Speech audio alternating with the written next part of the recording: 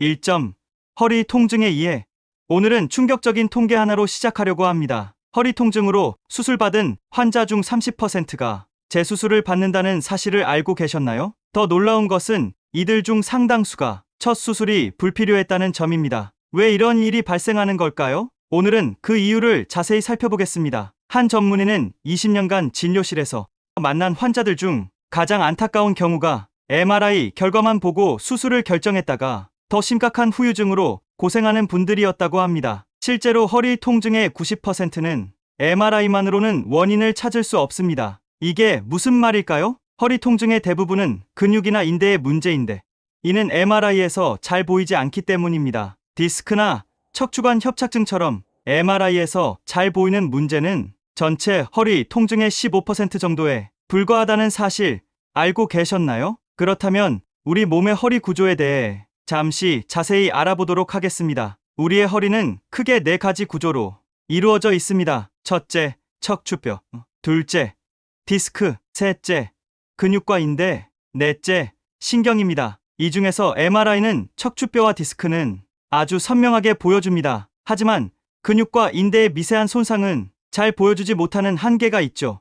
그런데 왜 대부분의 병원에서 MRI 검사를 먼저 할까요? 가장 큰 이유는 심각한 질환을 놓치지 않기 위해서입니다. 암이나 심각한 신경 손상과 같은 위험한 상황을 먼저 배제하는 것이죠. 하지만 이것이 오히려 문제가 되기도 합니다. MRI에서 이상이 발견되면 그것이 통증의 원인이라고 단정 짓기 쉽기 때문입니다. 실제로 MRI에서 디스크가 튀어나와 있더라도 전혀 통증이 없는 경우도 많습니다. 40대 이상 성인의 절반 이상이 MRI에서 디스크 탈출 소견을 보이지만 대부분은 아무런 증상이 없이 일상생활을 잘하고 계십니다. 반대로 MRI는 멀쩡한데 심한 통증에 시달리는 경우도 많고요. 그래서 정확한 진단을 위해서는 통증의 패턴을 파악하는 것이 중요합니다. 허리 통증은 크게 3가지 패턴으로 나타납니다. 첫 번째는 아침에 일어날 때 가장 심한 경우입니다. 이런 통증은 주로 디스크나 근육의 경직이 원인일 수 있습니다. 밤사이 같은 자세로 오래 있으면서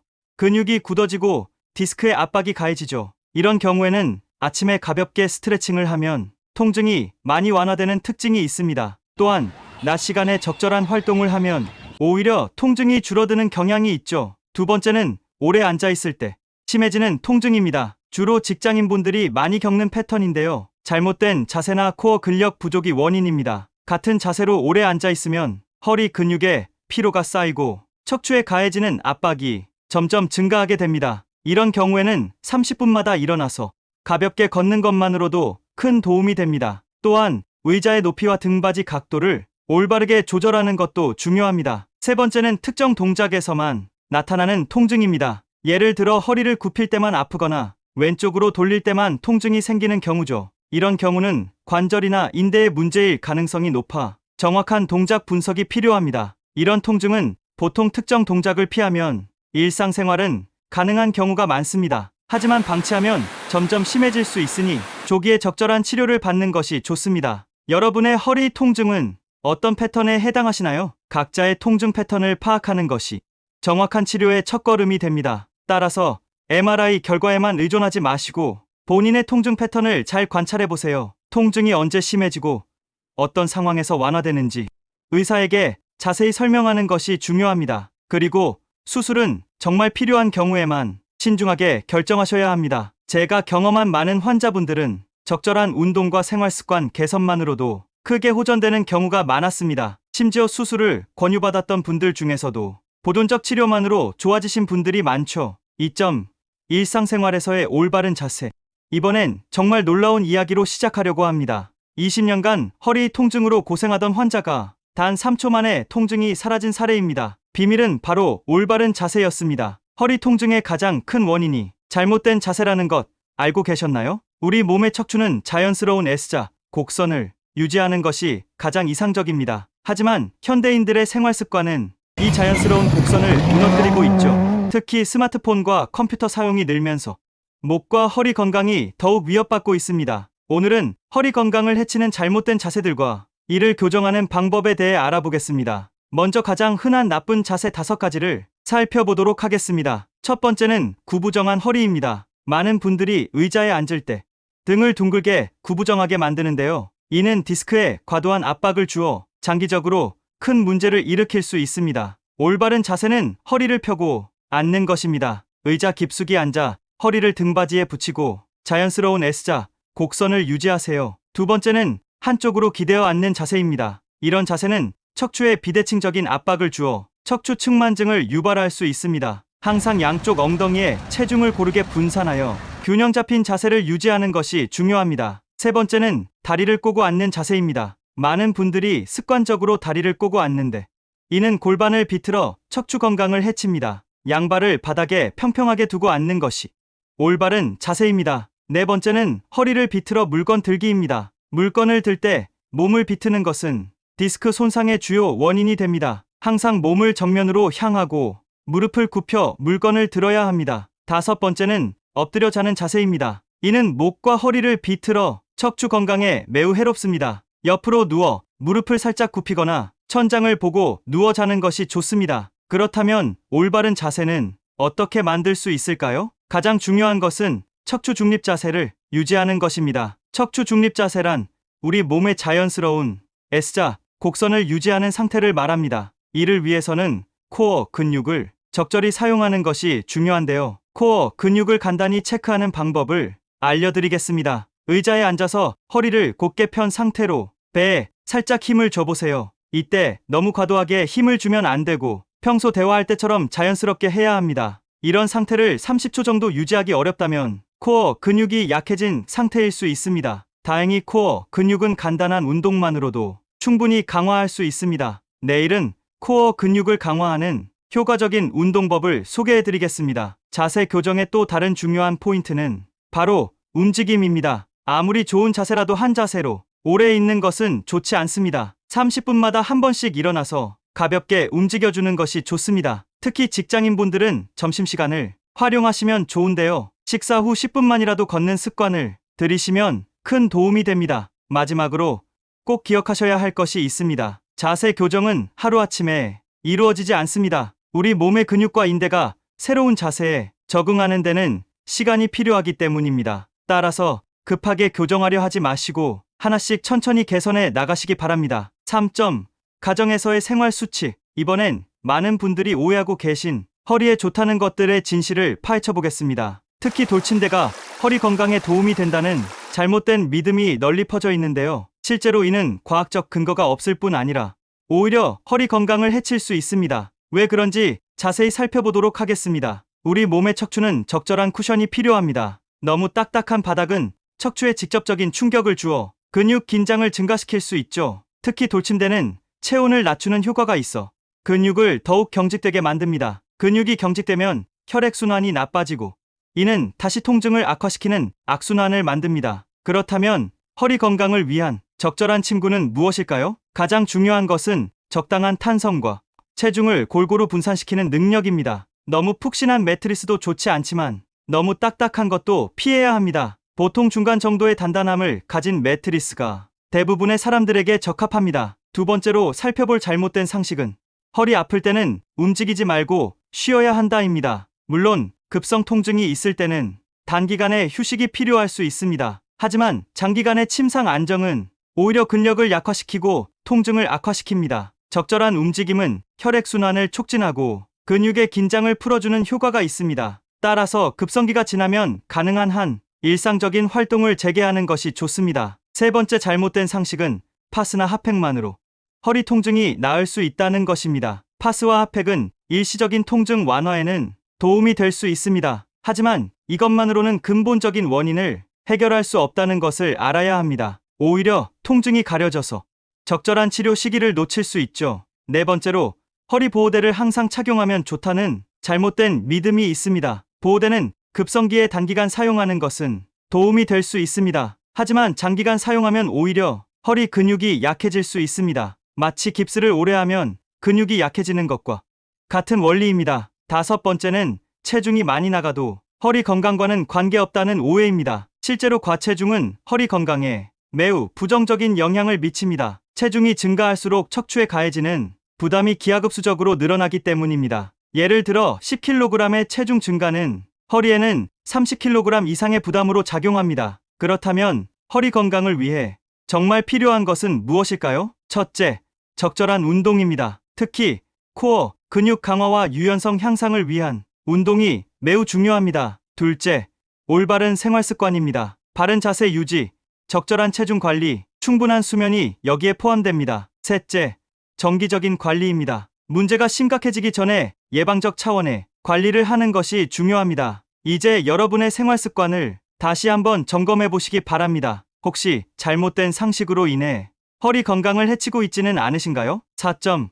실전 운동법. 66세 김영순 할머니는 수술 직전까지 갔던 심각한 허리 통증을 단 하나의 동작으로 극복하셨습니다. 그 비결은 바로 바나나 운동이었는데요. 오늘은 이 놀라운 운동법을 자세히 알아보겠습니다. 먼저 바나나 운동이라는 이름의 유래부터 설명드리도록 하겠습니다. 우리의 척추는 옆에서 보면 바나나처럼 완만한 곡선을 그립니다. 이 자연스러운 곡선을 유지하는 것이 허리 건강의 핵심이라고 할 수 있죠. 바나나 운동은 이 자연스러운 곡선을 만들고 유지하는 운동입니다. 특별한 도구나 비용이 필요 없이 누구나 집에서 쉽게 할 수 있다는 장점이 있죠. 이 운동의 가장 중요한 원리는 코어 근육을 강화하는 것입니다. 코어 근육은 우리 몸의 중심부를 지탱하는 근육들을 말하는데요. 마치 바나나를 감싸고 있는 껍질처럼 척추를 보호하고 지지하는 역할을 합니다. 그럼 지금부터 바나나 운동의 기본 동작을 하나씩 알아보겠습니다. 첫 번째는 바나나 만들기 동작입니다. 바닥에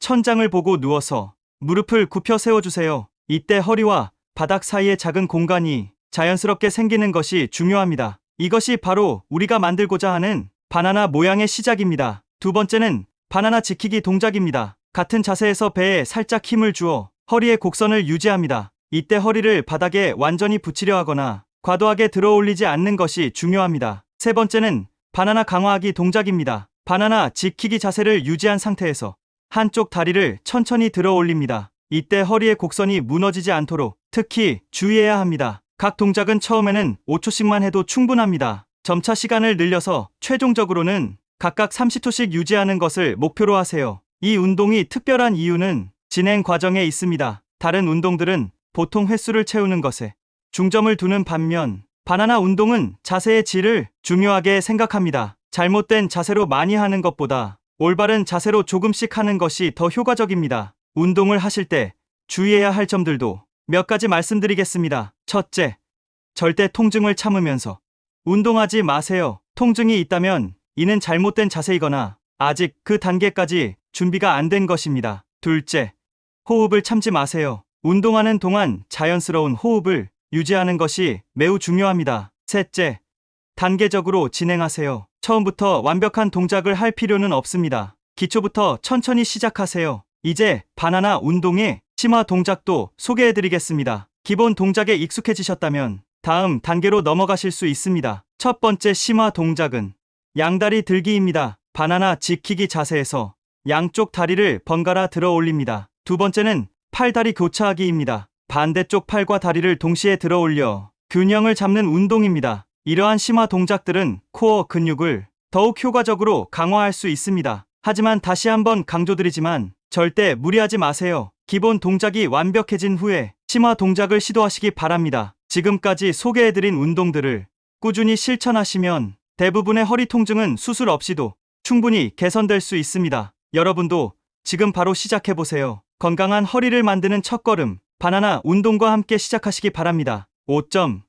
치료와 관리. 이번엔 가장 중요한 주제인 수술에 대해 자세히 이야기를 나누어 보려고 합니다. 많은 분들이 허리 통증이 생기면 곧바로 수술을 고려하시는데요. 과연 수술이 최선의 선택일까요? 오늘은 실제 사례를 통해 이 질문에 대한 답을 찾아보도록 하겠습니다. 58세 박성민 씨는 3년 전 허리 수술을 받았습니다. 하지만 6개월 후 통증이 재발했고 결국 두 번째 수술까지 받게 되었죠. 안타깝게도 증상은 더욱 악화되었습니다. 이처럼 수술이 항상 해결책이 되지는 않습니다. 오히려 상황을 더 어렵게 만들 수도 있죠. 그렇다면 언제 수술을 고려해야 할까요? 수술이 반드시 필요한 경우는 크게 세 가지입니다. 첫째, 마비 증상이 있는 경우입니다. 다리의 근력이 약해지거나 감각이 무뎌지는 증상이 있다면 이는 신경이 심각하게 눌린 상태일 수 있어 즉각적인 수술적 치료가 필요할 수 있습니다. 둘째, 대소변 조절에 문제가 생긴 경우입니다. 이는 매우 심각한 상황으로